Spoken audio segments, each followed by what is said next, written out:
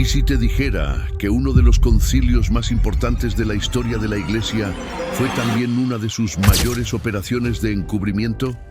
El Concilio de Trento prometía unidad, pero detrás de sus muros se tejieron intrigas, presiones, políticas y decisiones estratégicas que marcaron el destino de millones.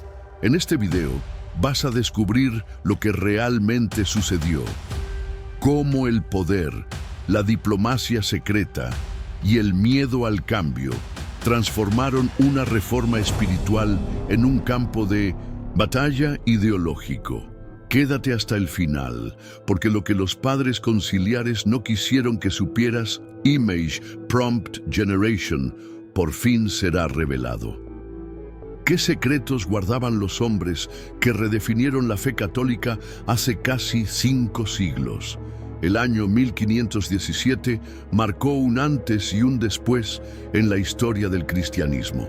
Un monje agustino llamado Martín Lutero, profesor de teología en Wittenberg, fijó 95 tesis en la puerta de una iglesia. Lo que comenzó como una crítica académica a la venta de indulgencias, documentos que prometían reducir el tiempo de las almas en el purgatorio a cambio de dinero, se transformó en un incendio que consumiría la unidad religiosa de Europa. La Iglesia católica que Lutero criticaba estaba sumida en prácticas que escandalizaban a muchos fieles. Papas que vivían como príncipes renacentistas, obispos que acumulaban cargos sin visitar sus diócesis y un clero frecuentemente mal preparado que cobraba diezmos sin ofrecer guía espiritual adecuada. Las familias nobles europeas veían los cargos eclesiásticos como oportunidades de enriquecimiento y poder, no como responsabilidades espirituales. El papado se había convertido en un premio político disputado por las grandes familias italianas. Mientras el pueblo sufría hambrunas y epidemias, desde Roma llegaban recaudadores vendiendo indulgencias para financiar la construcción de la nueva Basílica de San Pedro. Tan pronto como la moneda suena en el cofre, el alma sale del purgatorio, predicaban algunos vendedores, simplificando groseramente la doctrina para maximizar las ganancias. Esta mercantilización de la salvación fue la chispa que encendió la indignación de Lutero, quien argumentaba que la fe no podía comprarse con dinero.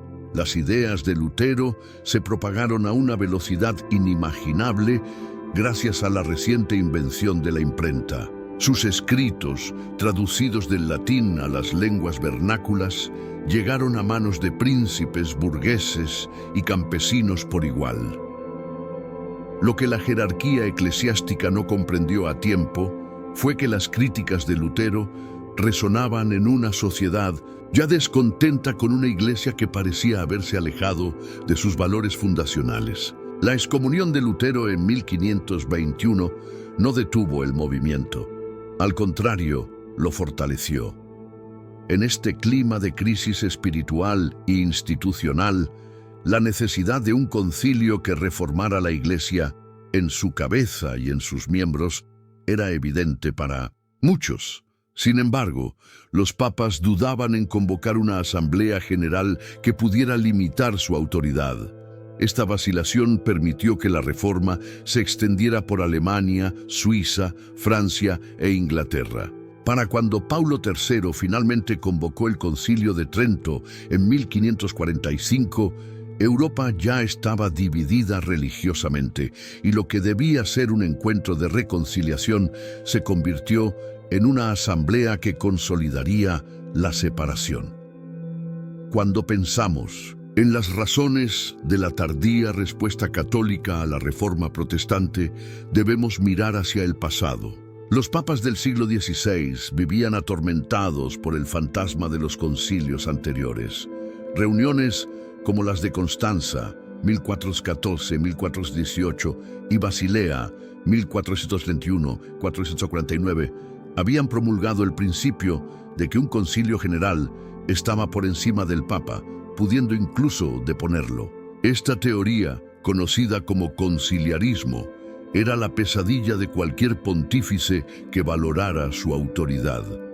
El Concilio de Constanza había resuelto el gran cisma de Occidente, un período en que llegaron a existir hasta 3 papas rivales. Mediante la deposición de todos ellos y la elección de uno nuevo, este precedente aterrorizaba a los sucesores de San Pedro.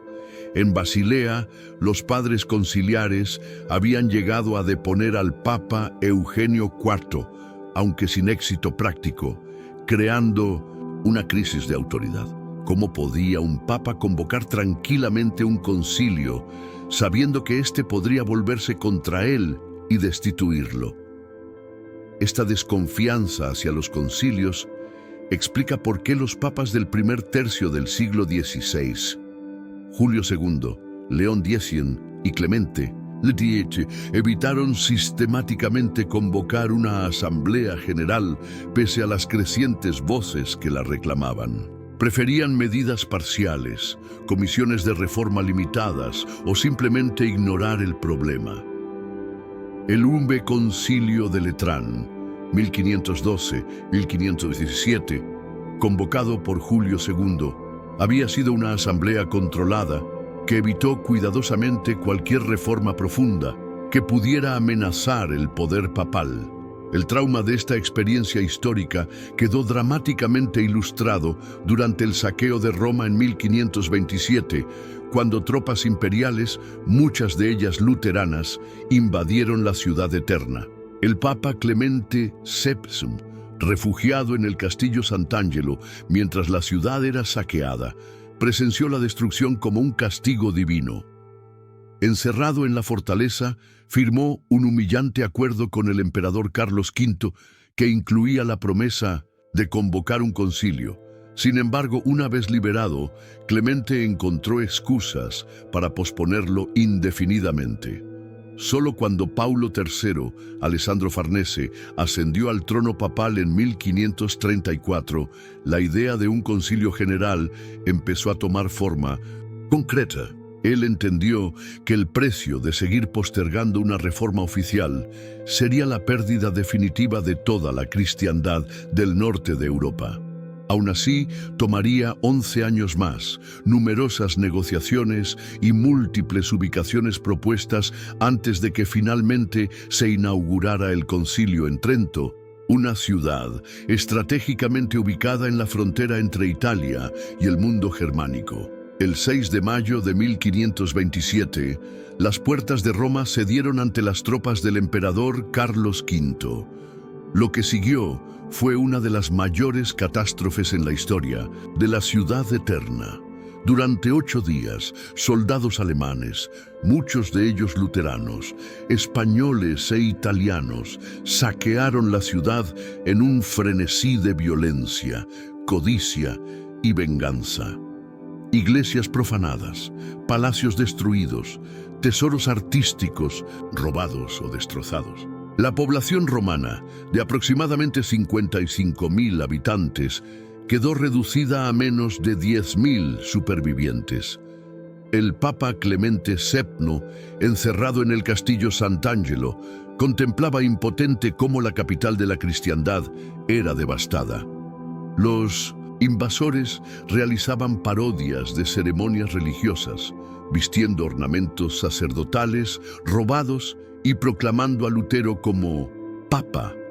Para muchos protestantes, el saqueo de Roma era un juicio divino contra la corrupción papal. Para los católicos, una prueba enviada por Dios para purificar la Iglesia. En realidad, fue principalmente el resultado de complejas maniobras políticas y soldados sin paga. Esta catástrofe tuvo consecuencias teológicas profundas. La imagen del vicario de Cristo abandonado por Dios y sus aliados políticos, encerrado, mientras la Santa Sede era profanada, sacudió los cimientos de la autoridad papal. ¿Cómo podía la Iglesia seguir afirmando su primacía espiritual cuando su centro visible había sido tan humillado? Clemente VII, para recuperar su libertad, tuvo que aceptar condiciones humillantes del emperador, incluida la promesa de convocar un concilio general que nunca cumplió. El trauma del saqueo de Roma permanecería en la memoria colectiva católica como un símbolo de vulnerabilidad. Los artistas lo retrataron en grabados y pinturas que circularon por Europa, mostrando escenas apocalípticas, monjas violadas, sacerdotes torturados, reliquias arrojadas a las calles. La providencia parecía haberse alejado de Roma, y esta percepción reforzó las reivindicaciones protestantes de que la verdadera Iglesia no era la institución romana, sino la comunidad invisible de los creyentes. Cuando finalmente se convocó el Concilio de Trento 18 años después del saqueo, uno de sus objetivos no declarados era restaurar la dignidad y autoridad perdidas en aquellos días de mayo de 1527. Los padres conciliares nunca mencionaron explícitamente este trauma en sus documentos oficiales, pero sus decisiones de reforzar la autoridad papal, reafirmar el esplendor del culto católico y establecer una jerarquía eclesiástica más disciplinada, pueden interpretarse como una respuesta a la humillación sufrida. La Contrarreforma no solo buscaba responder a Lutero, también intentaba borrar la memoria de un papa prisionero en una Roma en llamas. En el complejo tablero político del siglo XVI, el Concilio de Trento fue tanto una pieza estratégica como un evento religioso. Las grandes potencias europeas, el Tassislum, Sacro Imperio Romano Germánico, Francia, España e Inglaterra, utilizaron la cuestión religiosa como una extensión de sus rivalidades geopolíticas. Lo que ocultaban los padres conciliares era hasta qué punto sus decisiones estaban influenciadas por presiones políticas externas, convirtiendo a veces la teología en rehén de la diplomacia. El emperador Carlos V, que gobernaba sobre un vasto imperio desde España hasta Austria, necesitaba desesperadamente la unidad religiosa para mantener cohesionados sus dominios. Tras derrotar militarmente a los príncipes protestantes de la Liga de Esmalcalda en 1547, presionó al concilio para que hiciera concesiones doctrinales que facilitaran el regreso de los luteranos. Los legados papales y obispos italianos resistieron esta presión, temiendo que cualquier compromiso doctrinal socavara la autoridad de Roma. Esta tensión nunca se mencionó en los documentos oficiales, pero las correspondencias privadas revelan ásperos enfrentamientos entre los representantes imperiales y papales. Al otro lado del tablero, el rey Francisco I de Francia inicialmente toleró a los protestantes en su reino como contrapeso al poder de Carlos V. El caso de los placards cambió dramáticamente esta política. En 1534, panfletos anticatólicos aparecieron por todo París, incluso en la puerta del dormitorio real. Este incidente provocó una violenta represión contra los protestantes franceses, pero Francia seguía oponiéndose a un concilio controlado por el emperador. La delegación francesa se unió tarde al concilio y se retiró varias veces en protesta, obstaculizando cualquier acuerdo que favoreciera los intereses imperiales. Mientras tanto, otra amenaza influía indirectamente en el concilio: el Imperio Otomano. Solimán el Magnífico había llegado hasta las puertas de Viena en 1529, y la necesidad de formar una coalición cristiana contra los turcos presionaba a los líderes europeos para resolver sus diferencias religiosas. Paradójicamente, Francisco I mantenía una alianza con los otomanos contra Carlos V, ejemplificando cómo los intereses políticos frecuentemente prevalecían sobre la solidaridad religiosa. En Italia, el juego de influencias era igualmente complejo. La República de Venecia, aunque formalmente católica, mantenía relaciones comerciales con el Imperio Otomano y vigilaba cualquier fortalecimiento excesivo del poder papal. Los estados pontificios, gobernados directamente por el Papa, constituían un poder territorial cuya política exterior a veces contradecía los intereses espirituales de la Iglesia. Esta dualidad del papado como institución religiosa y entidad política complicaba enormemente las negociaciones. Lo que los documentos oficiales no revelan es cómo estas tensiones geopolíticas determinaron desde la elección de Trento como sede, un compromiso entre quienes querían una ciudad alemana y quienes preferían una italiana, hasta el ritmo de los debates teológicos. Detrás de cada decreto doctrinal había cálculos políticos cuidadosamente ocultados bajo el manto de Minsunsentosi, la inspiración divina, el Espíritu Santo, según bromeaban algunos diplomáticos, parecía llegar a Trento en las valijas de los embajadores. Alessandro Farnese, quien tomó el nombre de Paulo III al ser elegido papa en 1534, es una de las figuras más fascinantes y contradictorias de la historia eclesiástica. Su transformación personal refleja la metamorfosis que experimentaría la Iglesia bajo su liderazgo. Lo que pocos conocen son los secretos de esta transformación y las verdaderas motivaciones detrás de la convocatoria del Concilio de Trento, el acto más trascendental de su pontificado. Antes de convertirse en papa, Farnese había sido el epítome del prelado renacentista, mundano, amante del arte y las letras, padre de 4 hijos ilegítimos y beneficiario del nepotismo que tanto daño hacía a la Iglesia. Su elevación al cardenalato se debió en parte a la influencia de su hermana Giulia, amante del papa Alejandro VI Borgia. Nada en su pasado sugería que se convertiría en el impulsor de la Reforma católica. Sin embargo, algo cambió profundamente en él durante los años previos a su elección papal. Testigo de la catástrofe del saqueo de Roma y del avance imparable del protestantismo, Farnese comenzó a rodearse de figuras reformistas como Gasparo Contarini, Reginald Pole y Giovanni Morone. Estos cardeales, conocidos como el Círculo de los Espirituales, abogaban por una renovación interna de la Iglesia que combinara la ortodoxia doctrinal con una reforma moral y pastoral. En privado, algunos incluso simpatizaban con aspectos de la teología luterana sobre la justificación por la fe, aunque mantenían lealtad a Roma. La decisión de Paulo III de convocar un concilio general no fue tan inmediata como sugieren las historias oficiales. Durante años jugó un complejo juego diplomático. Prometía públicamente el concilio para apaciguar al emperador Carlos V, mientras secretamente lo posponía por temor a perder autoridad. Sus correspondencias privadas revelan que consideraba otras alternativas: una reforma desde arriba mediante decretos papales, negociaciones directas con los líderes protestantes moderados o el uso de la fuerza militar en cooperación con príncipes católicos. Lo que finalmente inclinó la balanza fue un informe devastador preparado por una comisión que él mismo había nombrado.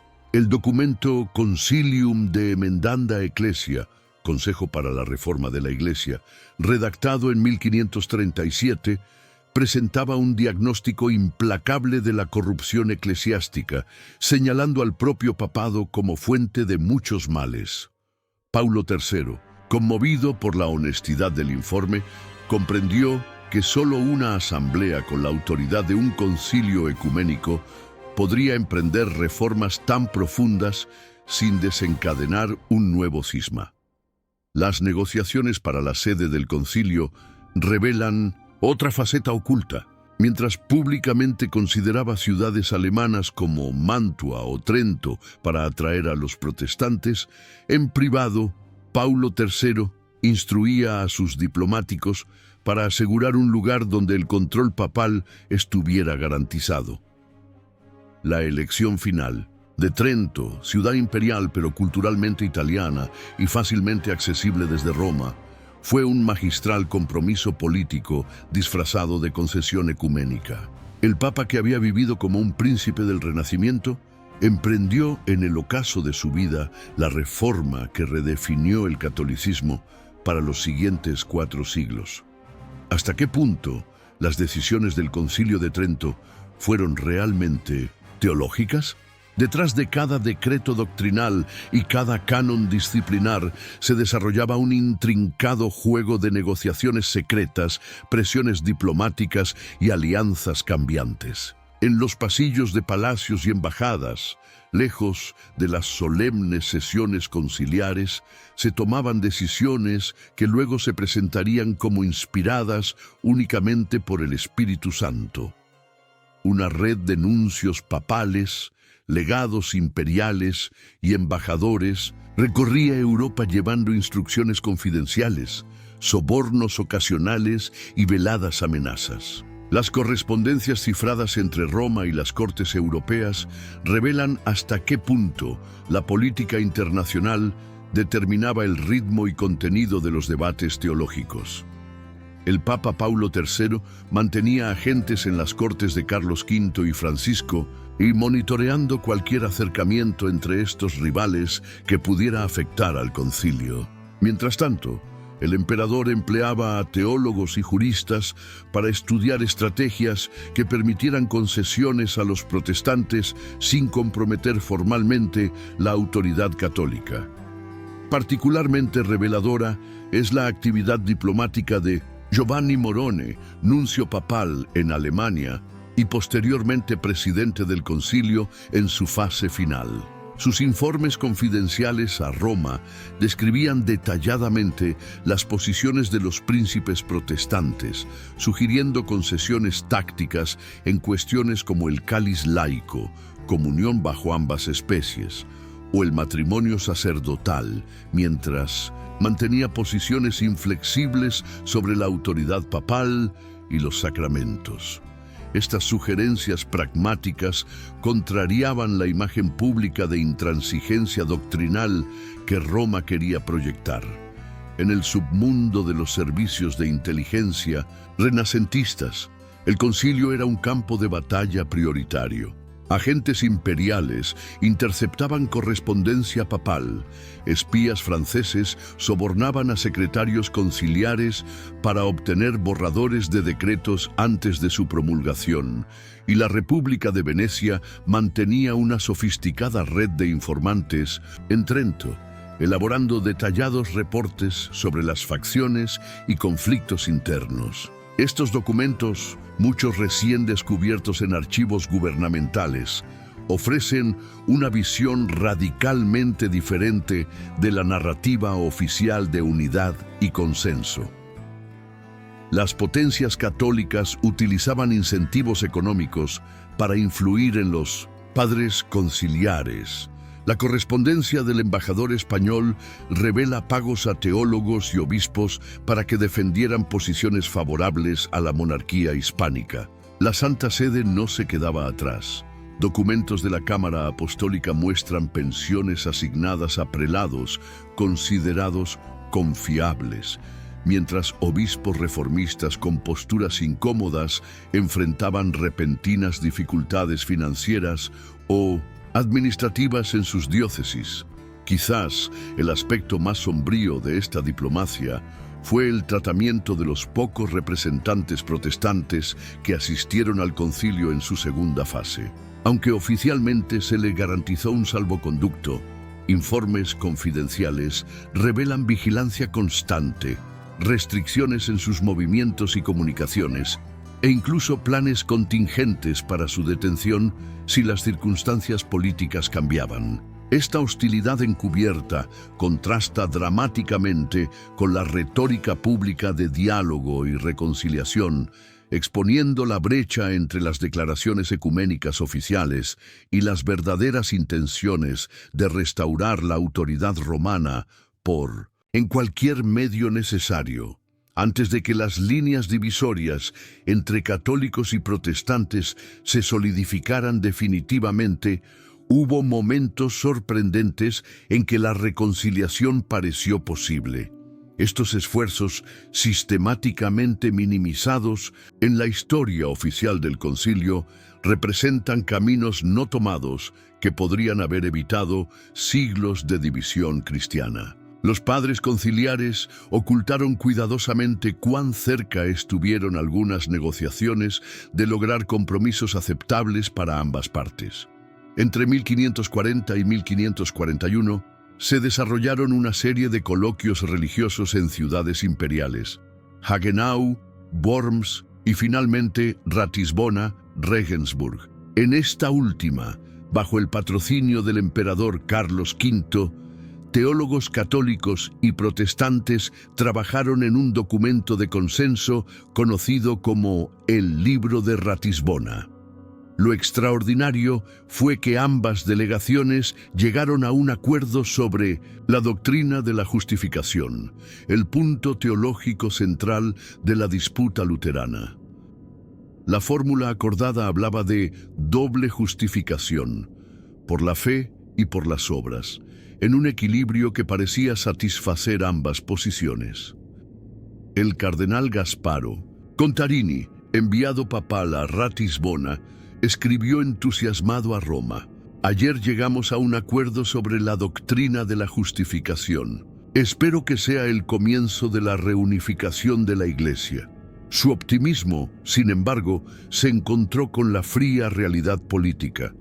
Tanto Lutero como el Papa Paulo III rechazaron el compromiso por diferentes razones.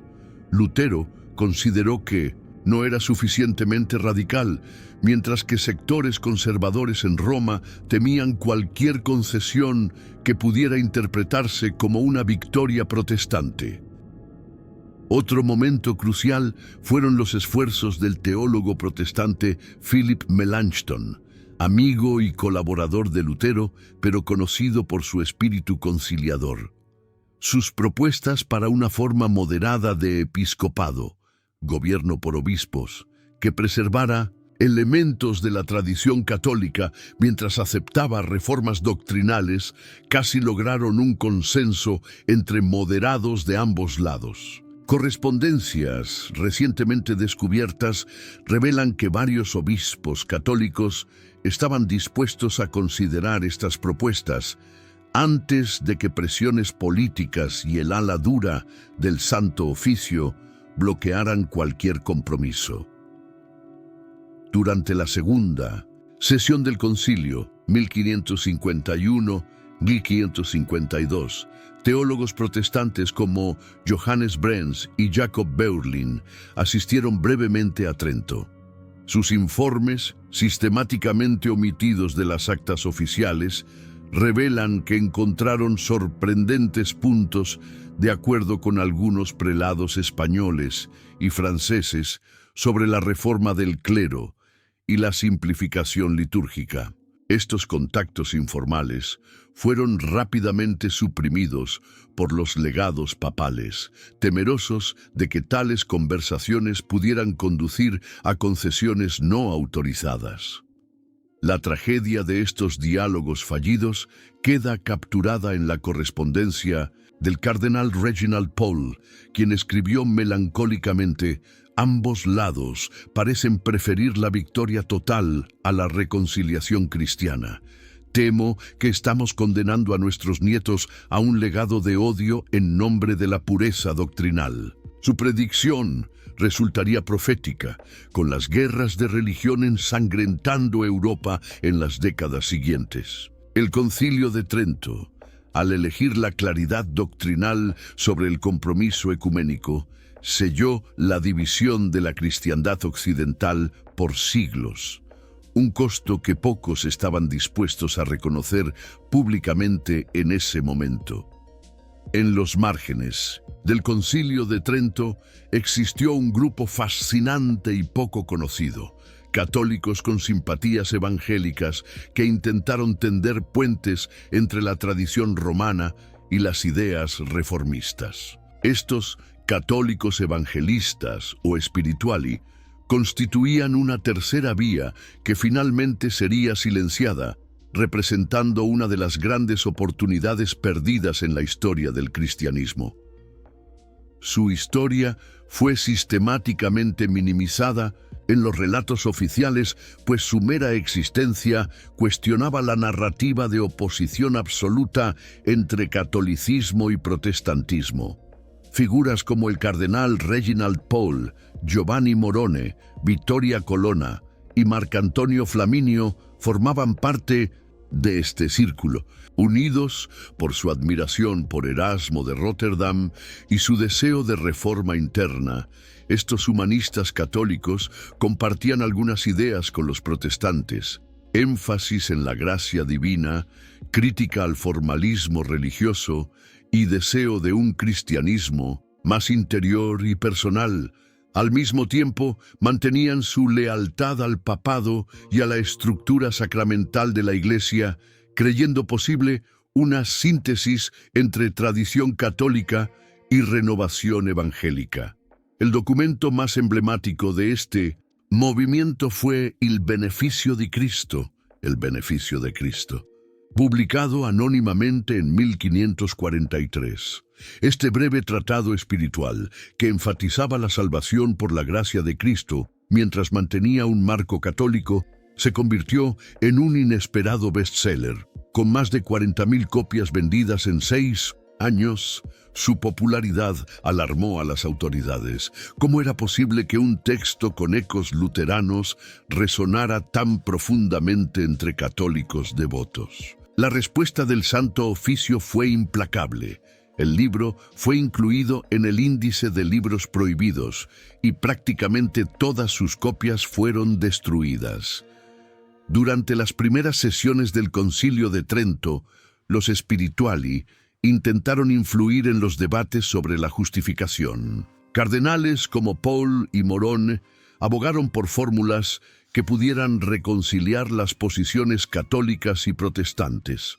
Documentos recién descubiertos revelan que llegaron a elaborar borradores de decretos que enfatizaban la primacía de la gracia divina sin rechazar el valor de las obras, en un equilibrio teológico que podría haber prevenido la ruptura definitiva.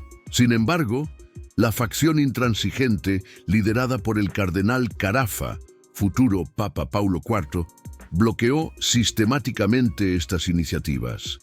La tragedia de este grupo llegó a su clímax cuando Carafa, ya como Papa Paulo IV, ordenó procesar por herejía a varios de sus miembros. El cardenal Morone fue encarcelado en el Castillo Sant'Angelo durante 2 años, acusado de luteranismo oculto. Solo la muerte de Paulo IV en 1559 lo salvó de un posible proceso fatal. Otros miembros del círculo sufrieron destinos similares: exilio, silenciamiento, retractaciones forzadas. Este episodio oscuro revela la intolerancia que se impuso incluso dentro del catolicismo, donde cualquier matiz era visto con sospecha. Lo que los padres conciliares ocultaron cuidadosamente fue hasta qué punto estas persecuciones internas determinaron el curso teológico del concilio. Los decretos sobre justificación y sacramentos, presentados como unánimes, fueron en realidad el resultado de la eliminación sistemática de voces moderadas. Las actas oficiales no registran las propuestas alternativas de los spirituali, ni las intimidaciones que sufrieron. Esta purga interna selló el destino del concilio como instrumento de definición doctrinal contra el protestantismo, en lugar de un foro para la reconciliación cristiana. Cuando finalmente Trento concluyó en 1563 el sueño de una reforma católica que integrara elementos evangélicos, había sido completamente erradicado de la memoria institucional. Uno de los secretos mejor guardados del Concilio de Trento fue la naturaleza profundamente problemática de la participación protestante. Aunque oficialmente se presentó como una asamblea que intentó incluir a todas las partes del conflicto religioso, la realidad fue radicalmente diferente. Las condiciones impuestas a los protestantes revelaban que la invitación nunca fue sincera, sino una estrategia diseñada para legitimar decisiones ya tomadas mientras se culpaba a los reformados por su ausencia. El trauma del Concilio de Constanza proyectaba una larga sombra sobre cualquier intento de diálogo. En 1415, el reformador checo Jan Hus había viajado a Constanza con un salvoconducto imperial, solo para ser arrestado, juzgado y quemado en la hoguera. Este precedente aterrador hacía que cualquier garantía de seguridad pareciera sospechosa para los líderes protestantes. Cuando el Concilio de Trento ofreció salvoconductos a los teólogos luteranos en 1551, el recuerdo de Hus estaba vivo en la memoria colectiva protestante. Las actas secretas del concilio revelan que los legados papales discutieron específicamente cómo formular salvoconductos que parecieran generosos, pero mantuvieran opciones legales para proceder contra herejes manifiestos si fuera necesario. Las condiciones impuestas para la participación protestante eran prácticamente imposibles de aceptar. Se les permitiría hablar, pero no votar; presentar sus opiniones, pero solo para ser instruidos; y tendrían que reconocer de antemano la autoridad del Papa y del Concilio, precisamente los puntos en disputa. Un memorándum confidencial enviado desde Roma a los legados instruía: permitan que hablen solo lo suficiente para que no puedan quejarse de no ser escuchados, pero no tanto como para confundir a los fieles o dar la impresión de un debate entre iguales. Cuando un pequeño grupo de teólogos luteranos finalmente llegó a Trento en 1552, enviados por varios príncipes alemanes, su experiencia confirmó los peores temores. Johannes Sleidan, representante de Estrasburgo, escribió en su diario: «Nos tratan como acusados, no como participantes. Nos asignan asientos separados, nos prohíben contacto privado con los obispos, y cada palabra nuestra es escrutinada en busca de herejías». Cartas interceptadas entre los legados papales revelan instrucciones para vigilar a los protestantes y limitar su influencia. Que parezca que los escuchamos, pero no permitamos que desvíen el curso predeterminado. El episodio culminante de Mindosí. Esta farsa ocurrió cuando Mauricio de Sajonia, príncipe protestante que había sido aliado del emperador Carlos V, repentinamente cambió de bando y marchó con su ejército hacia el sur. Al acercarse a Innsbruck, a solo 100 millas de Trento, el concilio entró en pánico y se suspendió precipitadamente. Los documentos internos revelan que algunos legados vieron esta crisis como una providencial oportunidad para interrumpir un diálogo que nunca desearon realmente. Un cardenal escribió a Roma: «La amenaza militar nos ha librado de tener que escuchar más proposiciones luteranas sin parecer intolerantes». Cuando el concilio se reanudó 10 años después para su fase final, la pretensión de inclusividad había sido completamente abandonada. Ya no se emitieron invitaciones a los protestantes, y los decretos previos fueron simplemente confirmados sin debate. La paz de Augsburgo de 1555 había establecido el principio de cuius regio, eius religio. La religión del príncipe será la del territorio, institucionalizando la división religiosa de Europa. Lo que nunca se admitió abiertamente fue que muchos en la jerarquía católica preferían esta división clara a cualquier compromiso doctrinal que pudiera diluir la autoridad papal. Las correspondencias privadas del cardenal Giovanni Morone, quien presidió la fase final del concilio, revelan su frustración. Hemos perdido la mitad de Europa, no solo por errores doctrinales de los reformadores, sino por nuestra propia intransigencia.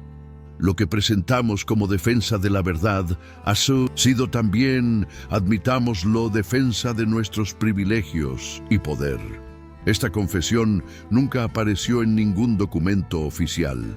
La historia que los padres conciliares prefirieron contar fue la de protestantes obstinados que rechazaron la mano tendida de una iglesia maternal, ocultando cómo esa mano estaba realmente cerrada en un puño. ¿Cómo decidir qué temas tratar primero en un concilio que debía responder a la mayor crisis de la Iglesia en siglos? Esta aparentemente simple cuestión procedimental desató uno de los conflictos más intensos de Trento, revelando tensiones fundamentales sobre la naturaleza misma de la reforma eclesiástica. La lucha por controlar la agenda conciliar fue, en realidad, una batalla por definir el futuro del catolicismo. Desde el inicio emergieron dos visiones contrapuestas.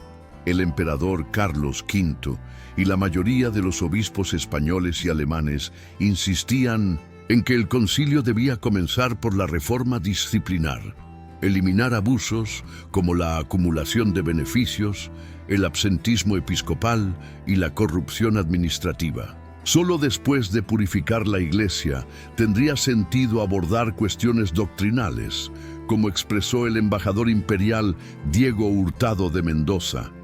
Si hubiéramos reformado nuestras costumbres a tiempo, no habríamos necesitado discutir nuestros dogmas. Por el contrario, los legados papales y la mayoría de los prelados italianos defendían que las cuestiones doctrinales debían tener prioridad. Argumentaban que antes de reformar la disciplina, era necesario reafirmar los fundamentos teológicos contestados por los protestantes. Esta posición, aparentemente lógica, ocultaba también motivos estratégicos. Las definiciones doctrinales requerían menor tiempo para su elaboración y generarían menos resistencia interna que las reformas estructurales que amenazaban privilegios establecidos. La solución de compromiso propuesta por el cardenal del Monte, futuro Papa Julio III, fue tratar ambos aspectos simultáneamente, simul de dogmate et de reformatione, a la vez sobre dogma y reforma. Sin embargo, documentos recientemente descubiertos revelan que los legados recibieron instrucciones secretas de Roma para asegurar que las cuestiones doctrinales avanzaran más rápidamente, dejando las reformas disciplinares para consideración en prolongada, mediante comisiones que diluyeran su impacto. Esta manipulación estratégica de la agenda quedó dramáticamente expuesta durante la controversia sobre la residencia episcopal. La cuestión parecía técnica. ¿Estaban los obispos obligados por derecho divino a residir en sus diócesis? Sin embargo, tenía implicaciones revolucionarias. Si la residencia era de derecho divino, entonces los obispos recibían su autoridad directamente de Dios, no del Papa, limitando el centralismo romano. El debate dividió al concilio, con españoles y franceses defendiendo el origen divino de la obligación, mientras los italianos la consideraban meramente eclesiástica. El asunto se volvió tan explosivo que amenazó con desintegrar el concilio. Correspondencias confidenciales revelan que los legados emplearon tácticas dilatorias: posponer votaciones, formar comisiones, intercalar temas doctrinales menos controversiales y, en casos extremos, suspender sesiones alegando enfermedades o asuntos urgentes. Como escribió un obispo frustrado en su diario personal, cada vez que nos acercamos a una reforma que afectaría al poder de la curia, misteriosamente aparece una epidemia, una crisis política o una cuestión doctrinal urgente que requiere atención inmediata. La controversia llegó a su punto culminante durante la supuesta epidemia de tifus, que justificó la transferencia del concilio a Bolonia en 1547. Mientras los documentos oficiales hablan de una grave emergencia sanitaria, cartas privadas sugieren que la amenaza fue exagerada deliberadamente para escapar de la presión imperial en favor de las reformas. El cardenal Cervini, futuro Papa Marcelo II, escribió confidencialmente: «La situación en Trento se ha vuelto insostenible. La transferencia nos libera temporalmente de las exigencias imperiales y nos permite reconsiderar nuestra estrategia». Esta manipulación táctica nunca apareció en las actas oficiales, que presentan la epidemia como un hecho indiscutible que obligó a un traslado por fuerza mayor.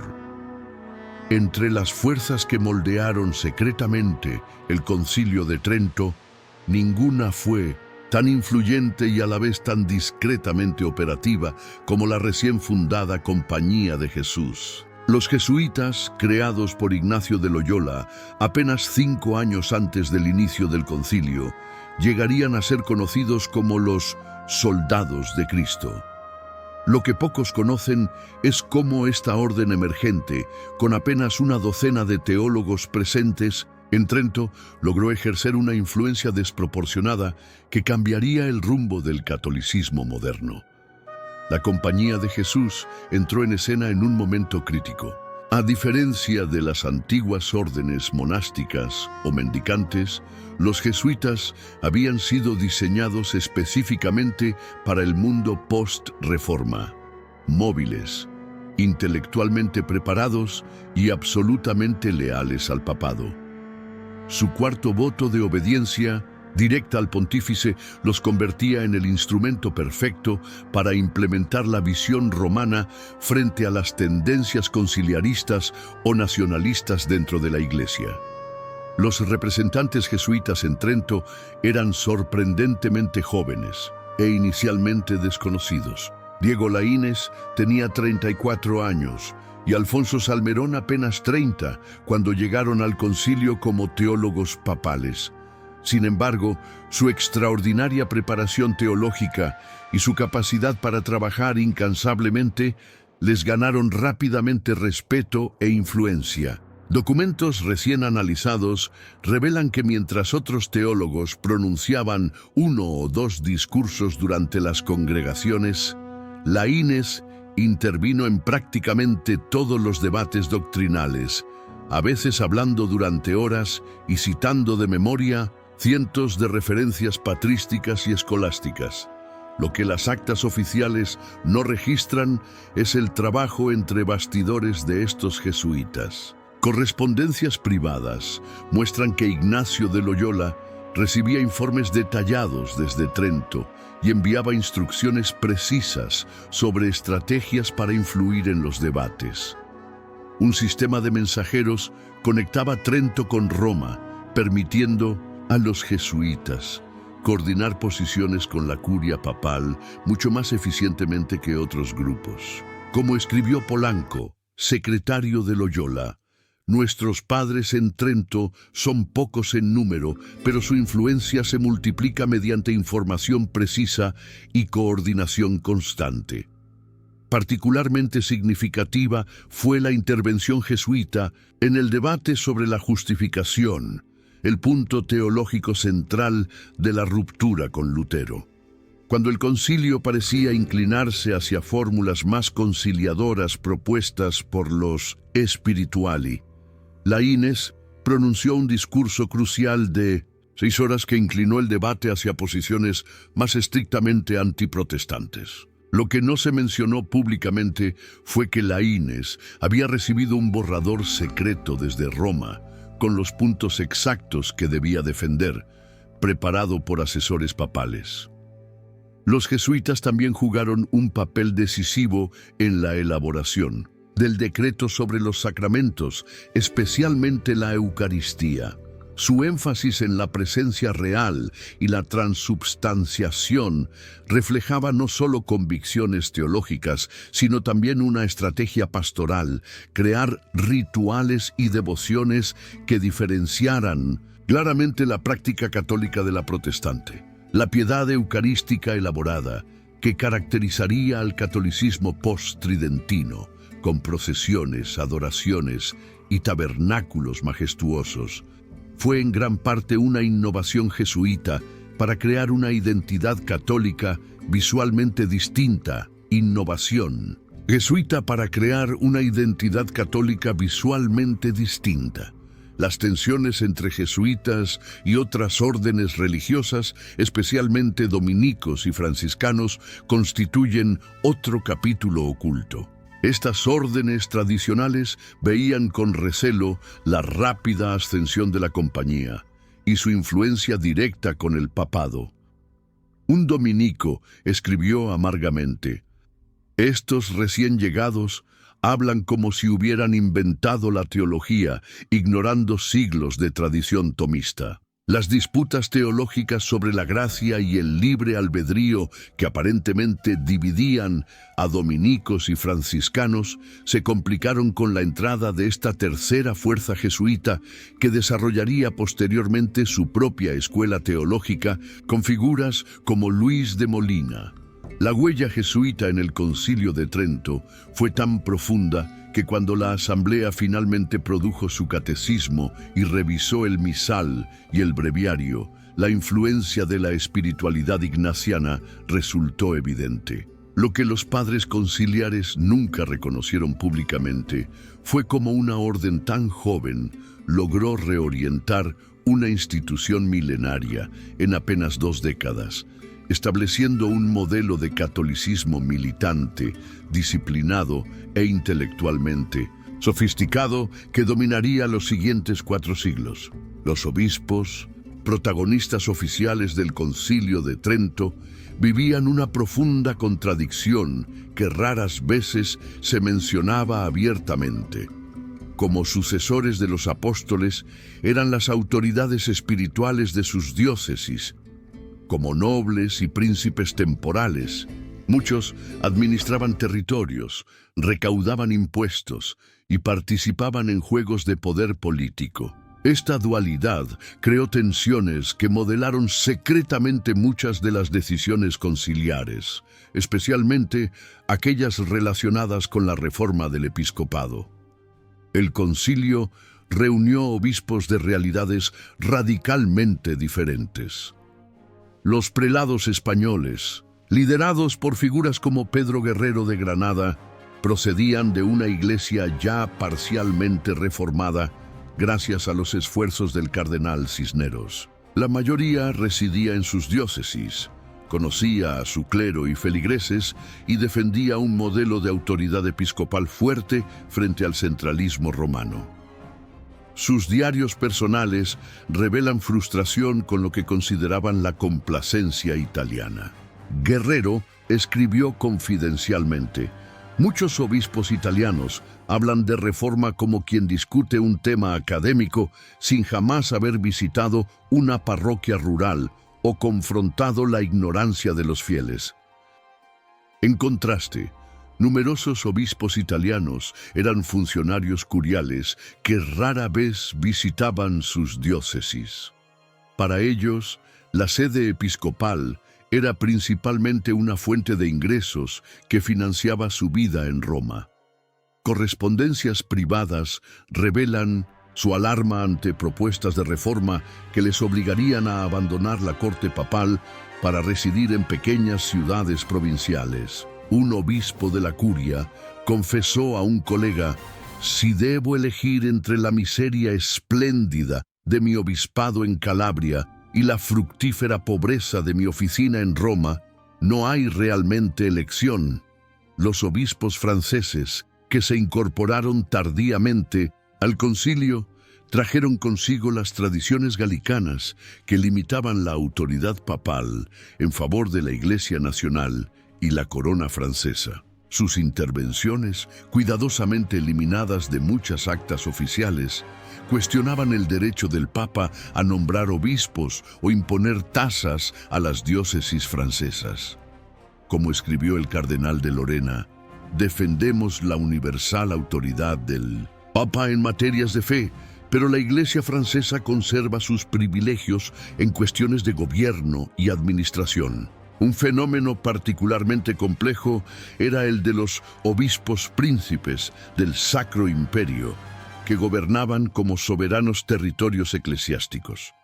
Estos prelados, más preocupados por asuntos dinásticos y geopolíticos que por reforma pastoral, enviaron principalmente procuradores al concilio.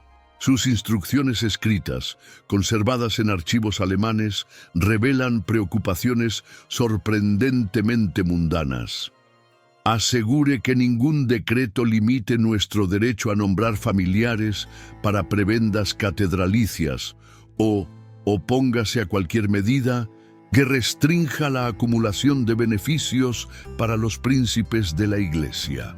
Lo que las actas oficiales rara vez capturan son las luchas de poder entre estas facciones episcopales. Las sesiones formales presentaban debates teológicos ordenados, pero los verdaderos enfrentamientos ocurrían en reuniones privadas, banquetes y negociaciones nocturnas. Un testimonio revelador proviene del diario de Angelo Massarelli, secretario del concilio, quien anotó discretamente: esta tarde disputa acalorada entre españoles e italianos sobre la residencia. Palabras que no conviene repetir fueron intercambiadas. Los legados temen una ruptura completa.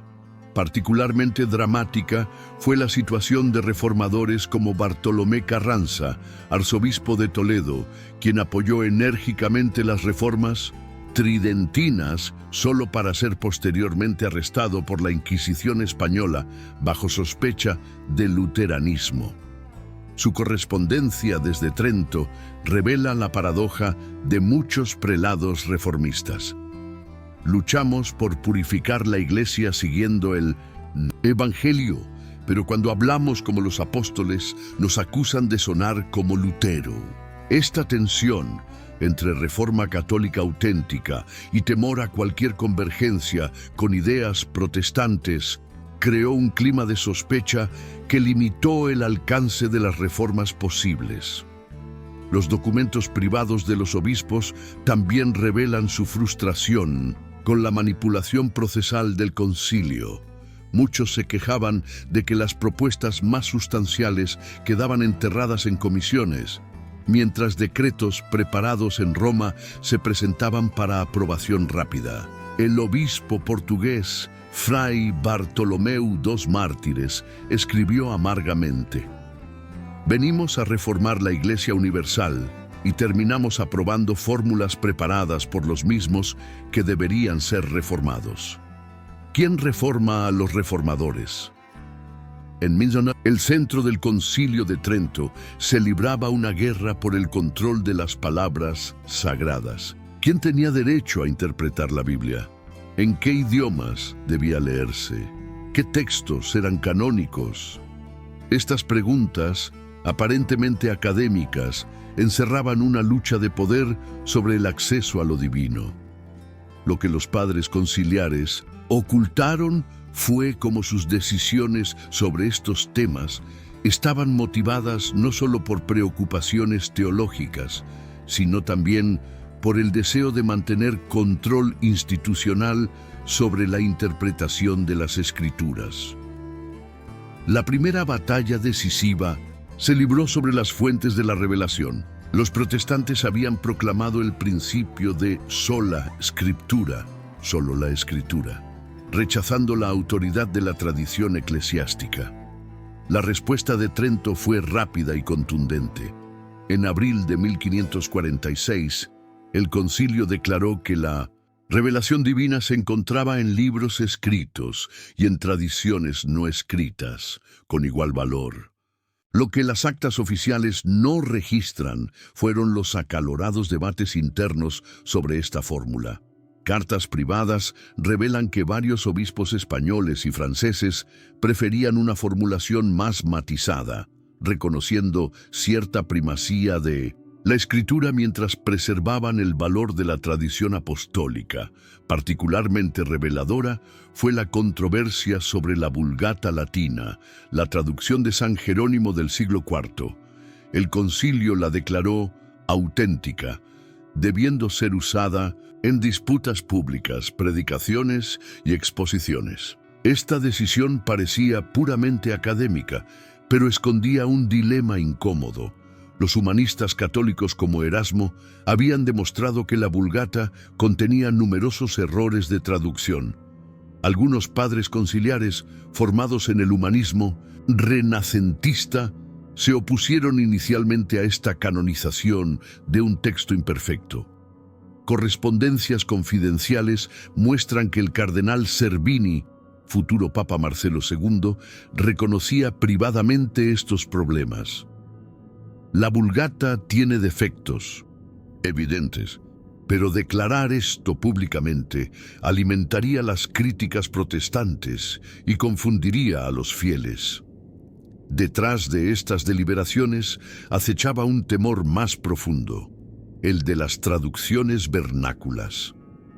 Mientras los protestantes traducían activamente la Biblia a lenguas nacionales, Trento evitó pronunciarse explícitamente sobre este tema, dejando la decisión a las autoridades locales. Sin embargo, instrucciones confidenciales enviadas desde Roma recomendaban restricciones severas.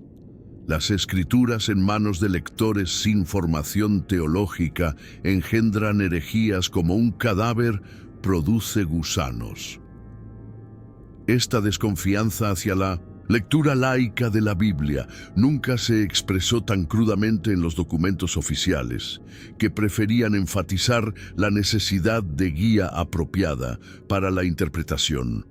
El debate sobre el canon bíblico reveló otra dimensión del conflicto. Lutero había cuestionado la canonicidad de varios libros del Antiguo Testamento, los llamados deuterocanónicos o apócrifos por los protestantes, y expresado dudas sobre algunas epístolas del Nuevo Testamento. Trento respondió con una lista definitiva e inamovible de libros canónicos, incluyendo todos los cuestionados por Lutero. Lo que no se mencionó públicamente fue que esta decisión tenía también motivaciones doctrinales estratégicas. Libros como 2 Macabeos contenían pasajes que apoyaban la oración por los difuntos y, por extensión, la doctrina del purgatorio rechazada por los protestantes. Una de las decisiones más controvertidas fue la prohibición implícita de la crítica textual bíblica. Al declarar la Vulgata como texto oficial, el concilio efectivamente desalentaba la investigación filológica que había florecido durante el Renacimiento. Correspondencias entre humanistas católicos revelan su consternación. Uno escribió: «Hemos avanzado tanto en el conocimiento de lenguas bíblicas y ahora se nos pide retroceder a una traducción antigua con errores conocidos». La tensión entre erudición y autoridad quedó resuelta en favor de la segunda, aunque esto nunca se formuló explícitamente.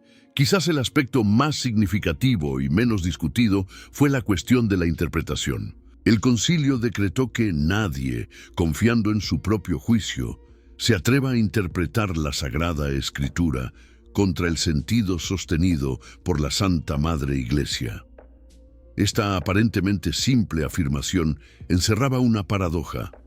¿Cómo podía determinarse el sentido sostenido por la Iglesia cuando existían múltiples interpretaciones patrísticas y escolásticas sobre muchos pasajes? La solución práctica, nunca explicitada en los decretos, fue delegar esta determinación en el magisterio papal y las congregaciones romanas, centralizando así el control interpretativo. Las decisiones de Trento sobre la Escritura transformaron la relación de los católicos con la Biblia durante siglos.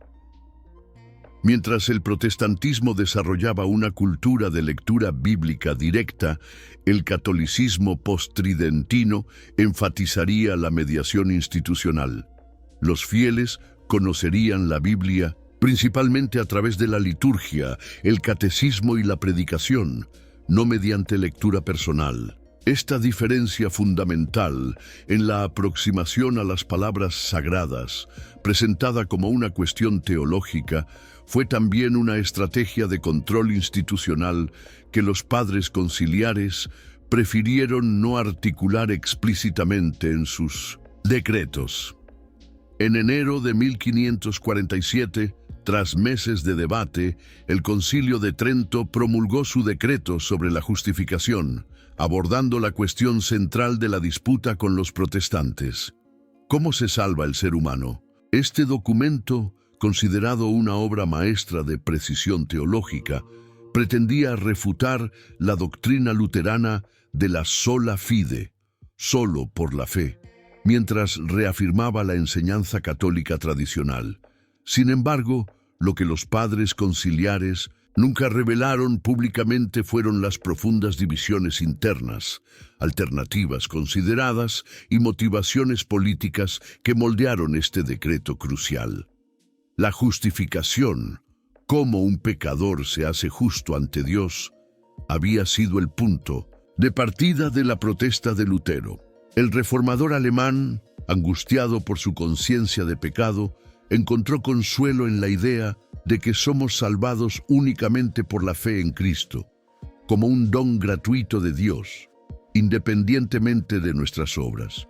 Esta doctrina liberadora para unos era peligrosamente revolucionaria para otros, pues parecía socavar la necesidad de sacramentos, indulgencias y mediación eclesiástica. Lo que pocos conocen es que dentro del catolicismo existían corrientes teológicas sorprendentemente cercanas a las posiciones luteranas. El agustinismo radical, representado por figuras como Girolamo Seripando, general de los agustinos, enfatizaba la primacía de la gracia divina y la imperfección de las obras humanas. En los primeros borradores del decreto, Seripando propuso una doble justicia, una inherente en el creyente pero imperfecta y otra imputada por Cristo para compensar nuestras deficiencias. Esta formulación, que tendía puentes con conceptos protestantes, fue vehementemente rechazada por los dominicos, liderados por Domingo de Soto. Correspondencias privadas revelan lo cerca que estuvo el concilio de adoptar posiciones más conciliadoras. El cardenal Paul escribió a un confidente: si la fórmula de Seripando hubiera prevalecido, quizás hoy estaríamos más cerca de nuestros hermanos separados. Sin embargo, factores extrateológicos intervinieron decisivamente. Informes confidenciales muestran que los legados papales recibieron instrucciones de Roma para evitar cualquier decreto que pudiera interpretarse como una concesión a posiciones luteranas, independientemente de su mérito teológico. Particularmente reveladora fue la intervención del jesuita Diego Laínez, quien en un discurso crucial argumentó que aceptar cualquier forma de justicia imputada sería abrir la puerta al desprecio de las obras y los sacramentos. Lo que no mencionó públicamente, pero confesó en una carta a Ignacio de Loyola, fue su preocupación práctica. Si los fieles llegan a creer que son justificados principalmente por una justicia externa a ellos, ¿qué motivación tendrán para las obras de caridad, las penitencias y la vida sacramental? El decreto final adoptó una posición claramente antiluterana. La justificación ocurre no solo por la fe, sino por la fe y las obras. No solo por la justicia imputada de Cristo, sino por una transformación real del creyente, no como un evento único, sino como un proceso que puede perderse y recuperarse mediante los sacramentos. Lo que las actas oficiales no registran es cómo esta formulación representó una victoria de la facción más conservadora del concilio, marginando a teólogos católicos moderados que buscaban un terreno común con los reformadores. Especialmente significativo fue el rechazo de la certeza de la salvación, un concepto central para Lutero. El concilio condenó la idea de que un creyente pudiera tener certeza absoluta de estar en gracia o predestinado a la salvación. Esta posición teológica, presentada como defensa contra la presunción, tenía también implicaciones prácticas no declaradas. Preservaba el papel de la Iglesia como administradora de la gracia y mantenía a los fieles en un estado de saludable ansiedad espiritual que los motivaba a recurrir continuamente a los sacramentos y prácticas penitenciales.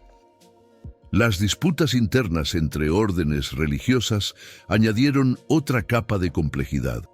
Dominicos y franciscanos tenían tradiciones teológicas distintas sobre la relación entre gracia y libre albedrío, que se remontaban a las diferencias entre Tomás de Aquino y Duns Scoto. Estos desacuerdos, momentáneamente subordinados a la necesidad de presentar un frente unido contra el protestantismo, resurgirían décadas después en la controversia de Auxilis sobre la gracia eficaz, casi llevando a la Iglesia a un nuevo cisma interno. Lo más revelador en los documentos recientemente estudiados es cómo el decreto final sobre la justificación representó no solo una definición teológica, sino una decisión estratégica sobre la identidad católica futura. Al rechazar cualquier convergencia con las posiciones protestantes, incluso cuando existían bases patrísticas para ellas, Trento optó por una clara diferenciación doctrinal que haría la reconciliación posterior prácticamente imposible. Como escribió amargamente un teólogo moderado, hemos definido nuestra fe no solo por lo que creemos, sino por lo que rechazamos, no solo por lo que somos, sino por lo que no somos. En 1559, 4 años antes de la conclusión del Concilio de Trento, el Papa Paulo IV publicó el primer Index Librorum Prohibitorum, índice de libros prohibidos oficial. Este catálogo de obras prohibidas, posteriormente respaldado y ampliado por los padres conciliares, representó uno de los más ambiciosos intentos de control intelectual en la historia occidental. Lo que rara vez se discute abiertamente es cómo este sistema de censura fue mucho más complejo, selectivo y estratégicamente implementado de lo que sugieren las narrativas simplistas de opresión o protección. El índice nacía en un momento de revolución informativa comparable a nuestra era digital. La imprenta había transformado radicalmente la distribución del conocimiento, permitiendo que ideas, antes confinadas a círculos académicos, llegaran a públicos más amplios. Como confesaba una carta confidencial del cardenal Ghislieri, futuro Santo Simpson, Papa Pío V, lo que más nos aterroriza no es solo el contenido de estos libros, sino la velocidad con que se propagan y la imposibilidad de controlar quién los lee. Esta ansiedad por la democratización del conocimiento nunca se expresó tan francamente en los documentos oficiales. Las deliberaciones sobre qué obras prohibir revelaron tensiones sorprendentes. Las categorías evidentes incluían escritos protestantes, textos considerados obscenos y tratados de magia o astrología judiciaria. Sin embargo, los debates más intensos ocurrieron sobre obras humanistas, científicas y literarias. Correspondencias entre miembros de la congregación del Índice muestran profundos desacuerdos. Mientras algunos querían prohibir cualquier obra con la más mínima sospecha, otros argumentaban que una censura excesiva alejaría a los intelectuales católicos y dañaría la reputación de la Iglesia. Particularmente revelador fue el tratamiento de clásicos griegos y romanos. Aunque muchos contenían elementos paganos o moralmente cuestionables, su valor educativo era innegable. La solución, nunca explicada abiertamente a los fieles comunes, fue crear un sistema de permisos especiales.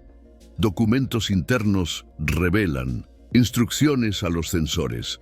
Los clásicos pueden permitirse a profesores, nobles y otros lectores cultivados mediante licencia especial, pero deben negarse a comerciantes, artesanos y mujeres, cuyas mentes son más susceptibles a la corrupción. Esta distribución desigual del acceso intelectual creó efectivamente dos catolicismos: uno para élites educadas con acceso privilegiado a textos prohibidos mediante dispensas, y otro para las masas, limitadas a literatura aprobada y devocional. Un cardenal justificaba confidencialmente esta disparidad. Así como un padre proporciona alimentos diferentes a sus hijos según su edad y constitución, la Iglesia debe adaptar el alimento intelectual a las capacidades de sus hijos. Los mecanismos prácticos de censura revelan otra dimensión oculta. Contrariamente a la imagen popular, la prohibición absoluta era solo una de varias categorías. Muchas obras recibían la designación Donec Corrigatur, hasta que sea corregido, permitiendo su circulación tras modificaciones específicas. Esta práctica generó una curiosa industria de expurgación, donde censores modificaban textos, eliminando pasajes problemáticos. Correspondencias entre impresores y autoridades eclesiásticas revelan complejas negociaciones sobre qué partes debían suprimirse y cómo reescribir secciones para mantener la coherencia narrativa. Los criterios de censura, aunque nunca publicados para audiencias generales, se discutían detalladamente en manuales para censores. Un documento particularmente revelador es la Instructio del cardenal Valier, que aconsejaba: juzgue las obras no solo por proposiciones específicas, sino por su espíritu general y posible efecto en los lectores. Un libro puede no contener herejías explícitas, pero inculcar una peligrosa independencia de juicio o desconfianza hacia la autoridad. Quizás el aspecto más sorprendente fue la aplicación selectiva por regiones. En España e Italia, el índice se implementó rigurosamente, con inspecciones de bibliotecas y puertos. En Francia, sin embargo, los privilegios galicanos permitieron a obispos y parlamentos regionales ignorar partes del índice romano. Un nuncio papal reportó frustrado: los franceses aceptan el índice en principio, pero lo interpretan según su conveniencia, permitiendo obras claramente prohibidas si contienen ideas favorables a sus pretensiones nacionales. La paradoja final del índice fue que, aunque diseñado para suprimir ideas peligrosas, inadvertidamente las destacó. Libros, anteriormente oscuros, adquirieron notoriedad por su prohibición. Un agente inquisitorial en Venecia informaba con frustración: la inclusión de un título en el índice frecuentemente multiplica su demanda. Ahora circulan ediciones clandestinas a precios exorbitantes, y los lectores asumen que contienen verdades poderosas que la Iglesia teme. Esta consecuencia no intencionada jamás se reconoció en documentos oficiales. El índice de libros prohibidos, mantenido durante 4 siglos hasta su abolición en 1966, revela una dimensión fundamental del proyecto tridentino: la convicción de que la fe necesitaba protección institucional frente a las ideas disidentes. Lo que los padres conciliares nunca admitieron abiertamente fue la tensión inherente entre esta estrategia de control y la tradición intelectual católica que había integrado anteriormente filosofías paganas y contribuido al florecimiento cultural europeo. Al establecer fronteras rígidas entre lecturas permitidas y prohibidas, Trento definió un catolicismo más defensivo, centralizado y cauteloso que marcaría la relación de la Iglesia con la cultura intelectual hasta el siglo XX. Cuando los prelados franceses finalmente llegaron a Trento en noviembre de 1562, el concilio llevaba ya 17 años de existencia intermitente y parecía encaminarse hacia su conclusión. Sin embargo, esta tardía delegación, encabezada por el cardenal Carlos de Guisa, también conocido como Cardenal de Lorena, ejercería una influencia desproporcionada y poco reconocida sobre algunos de los decretos más duraderos. Lo que pocos saben es cómo las guerras de religión francesas, que habían comenzado ese mismo año, modelaron silenciosamente aspectos cruciales de la Reforma católica. Francia llegaba al concilio en un momento dramático de su historia. La masacre de protestantes en Huasi, marzo de 1562, había desencadenado la primera de 8 guerras civiles religiosas que ensangrentarían el reino durante décadas. El cardenal de Lorena, tío de María Estuardo y miembro de la poderosa familia de Guisa, era un líder de la facción católica intransigente.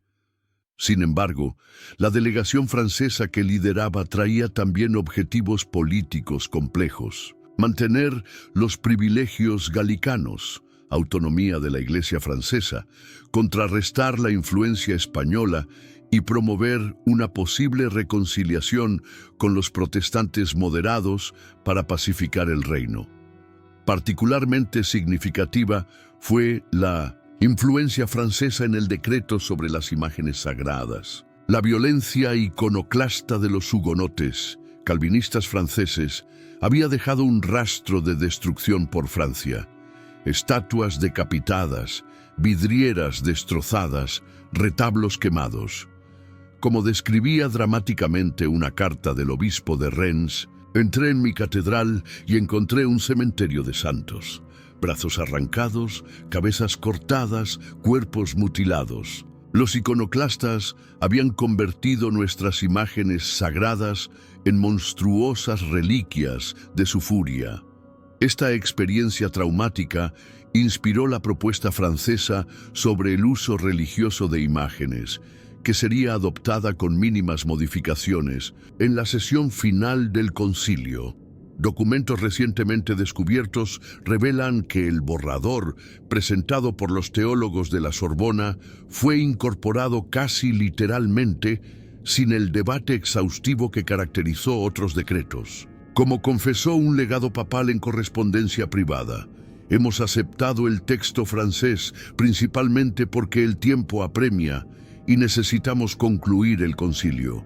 Además, su experiencia directa con la herejía iconoclasta les da autoridad especial en esta materia. Lo revolucionario del decreto sobre imágenes fue su aproximación pastoral y psicológica. Mientras afirmaba la legitimidad teológica de venerar imágenes contra los protestantes, también promovía una nueva estética religiosa. Las imágenes debían ser claras, emotivas y didácticas. Sin mencionarlo explícitamente, este decreto sentó las bases del arte barroco católico, con su dramatismo, realismo emocional y capacidad para conmover al espectador. Como explicaba confidencialmente el cardenal de Lorena, hemos aprendido en Francia que no basta con defender doctrinalmente nuestras imágenes. Debemos hacer que hablen más poderosamente al corazón de los fieles que los austeros sermones calvinistas. Otro ámbito de influencia francesa poco reconocido fue la reforma litúrgica. Los prelados galos, familiarizados con las críticas protestantes a ceremonias incomprensibles, abogaron por una simplificación de ritos y una mayor inteligibilidad, aunque sin llegar al uso de lenguas vernáculas.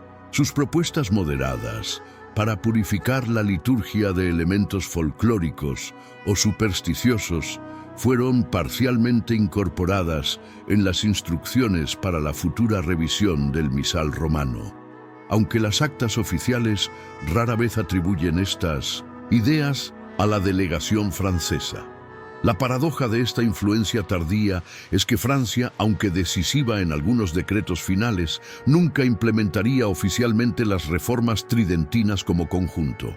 Correspondencias diplomáticas revelan que mientras el cardenal de Lorena firmaba entusiastamente los decretos en Trento, ya planeaba una aplicación selectiva en Francia, donde los privilegios galicanos y la autoridad del Parlamento permitirían filtrar aspectos considerados incompatibles con las tradiciones nacionales. Como explicaba a un confidente, firmamos como teólogos lo que deberemos interpretar como políticos una vez de regreso en nuestro turbulento reino. Lo que los padres conciliares nunca reconocieron públicamente fue cómo esta incorporación apresurada de propuestas francesas en los momentos finales del concilio ejemplificaba las tensiones no resueltas del catolicismo post-tridentino, un proyecto universalista implementado de formas nacionalmente diferenciadas. Una reforma que combinaba intransigencia doctrinal con adaptabilidad práctica, y una iglesia que mientras proclamaba su unidad, acomodaba silenciosamente diversas tradiciones y prioridades regionales. Entre las reformas más visibles pero menos comprendidas del Concilio de Trento estuvo la unificación litúrgica. Para los fieles católicos, el cambio más palpable tras el concilio no serían los decretos doctrinales o las reformas disciplinares, sino la transformación de su experiencia de culto. La decisión de estandarizar la liturgia, creando un único rito romano obligatorio para toda la Iglesia latina, representó una revolución silenciosa cuyas motivaciones más profundas rara vez se explicitaron. Antes de Trento, la diversidad litúrgica era la norma. Cada diócesis, cada orden religiosa, incluso catedrales individuales, podían tener sus propios libros litúrgicos con variaciones significativas en oraciones, lecturas y ceremonias. Un clérigo viajero podría encontrarse con ritos sustancialmente diferentes al moverse entre regiones. Como describía un obispo español, en mi juventud, viajando solo 100 leguas, presencié 4 formas distintas de celebrar la misa, todas consideradas igualmente católicas y apostólicas. Esta diversidad, que había florecido orgánicamente durante siglos, fue vista con creciente sospecha en la era post-reforma. Los padres conciliares temían que las variaciones litúrgicas pudieran albergar o facilitar desviaciones doctrinales. Más significativamente, en un momento en que los protestantes creaban liturgias vernáculas diferenciadas, la uniformidad ritual se convirtió en una poderosa expresión de unidad católica. Como expresaba una memoria confidencial, si hablamos con distintas voces en nuestro culto, ¿cómo podemos afirmar que proclamamos una sola fe? La diversidad de ritos sugiere diversidad de creencias. Lo que las actas oficiales no revelan es la intensidad de la resistencia a esta uniformización. Correspondencias entre obispos y cabildos catedralicios muestran profundo apego a tradiciones locales, consideradas patrimonio espiritual de sus comunidades. Un canónigo de Lyon escribió apasionadamente: nuestro rito ha sido transmitido desde los tiempos apostólicos. Contiene oraciones que han sostenido a los fieles durante persecuciones y plagas. Abandonarlo por un rito romano moderno sería como derribar nuestra catedral para construir una iglesia al estilo actual. La solución de compromiso, raramente explicada en detalle, fue la famosa regla de los 200 años. Ritos con más de 2 siglos de antigüedad documentada podrían preservarse. Esta concesión, aparentemente generosa, ocultaba un cálculo estratégico.